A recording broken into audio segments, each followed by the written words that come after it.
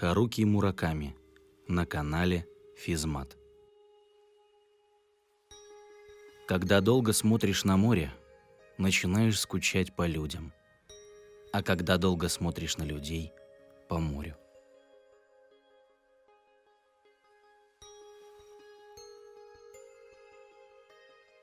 Нужно выплескивать чувства наружу.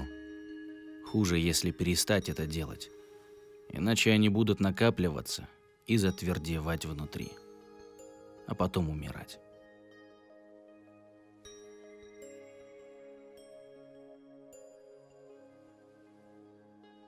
«Любишь одиночество?» – спросила она, подпирая руками щеки.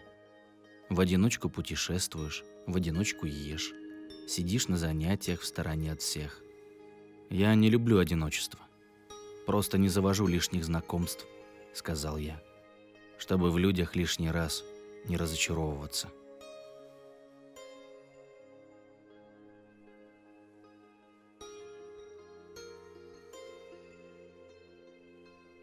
Эти чувства из прошлого иногда ко мне возвращаются, вместе с тогдашним шумом дождя, тогдашним запахом ветра.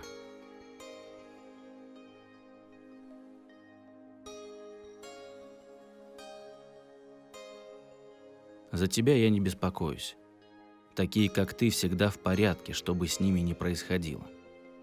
Скорее, я беспокоюсь за тех, кто с тобой еще когда-нибудь свяжется.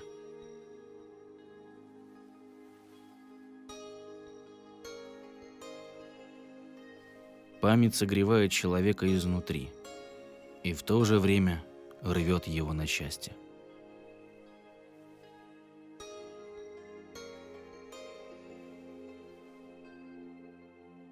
Просто мне грустно, очень грустно.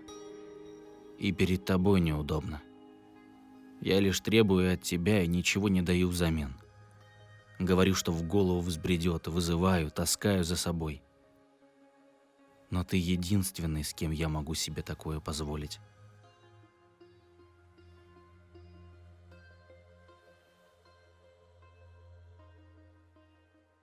В жизни каждого человека случаются времена, когда наваливается какая-то тяжесть, охватывает тоска, депрессия. Всего колотит. Кажется, сейчас вывернет наизнанку.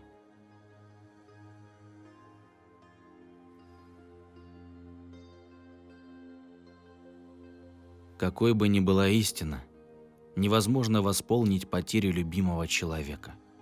Никакая истина, никакая искренность, никакая сила, никакая доброта не могут восполнить ее. Нам остается лишь пережить это горе и чему-нибудь научиться. Но эта наука никак не пригодится, когда настанет черед следующего внезапного горя.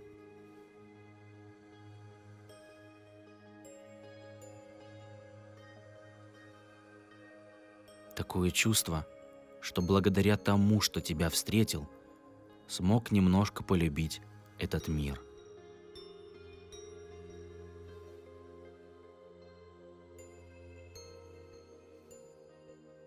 Вот ты представляешь, как это? Очнуться в темноте, в тоске, в одиночестве, когда тебя некому обнять, и вдруг увидеть, что все на свете такие же.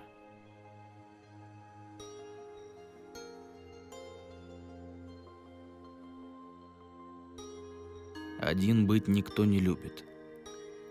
Просто насильно никого с собой общаться не заставляю. От этого одни разочарования.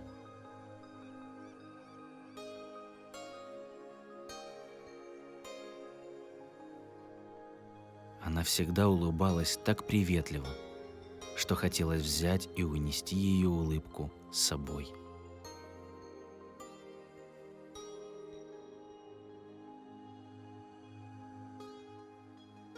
Но приходит время, когда каждый возвращается на свое место. Только мне некуда вернуться. Знаешь, есть такая игра. Все вокруг стульев бегают, потом садятся, а одному стула не хватает.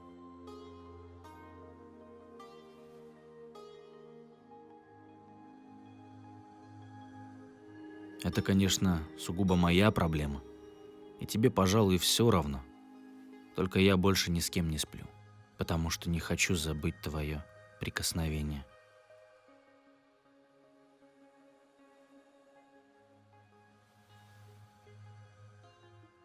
«Верь», — сказала она, — «все пройдет. Даже если очень плохо, это когда-нибудь закончится. Ничто на свете не вечно».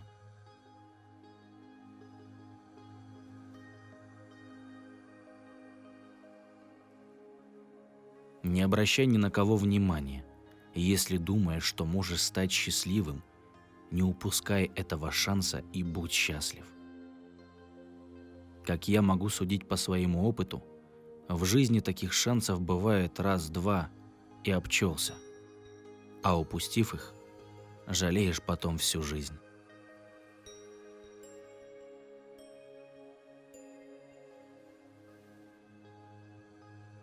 Я вижу сны. Иногда мне кажется, что это единственное правильное занятие на свете.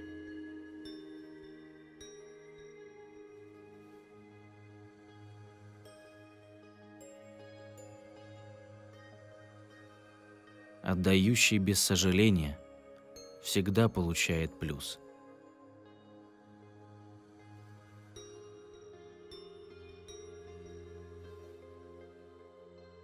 Иногда мне становится нестерпимо грустно, но в целом жизнь течет своим чередом.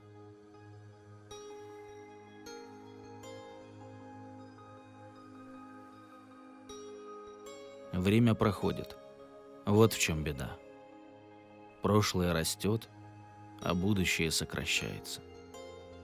Все меньше шансов что-нибудь сделать.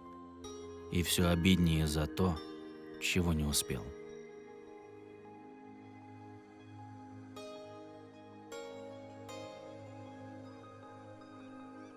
Какое-то время понятие относительное, особенно для того, кого ждешь.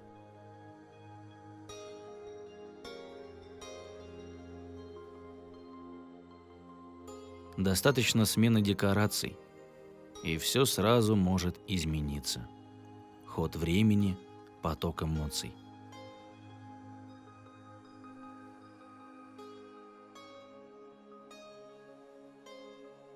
Пока учишься чему-то новому, стареть не так мучительно.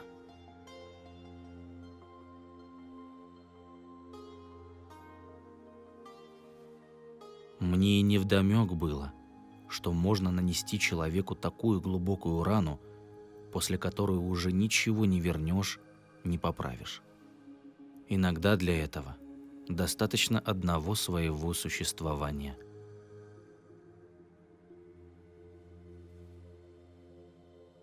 Спасибо за просмотр.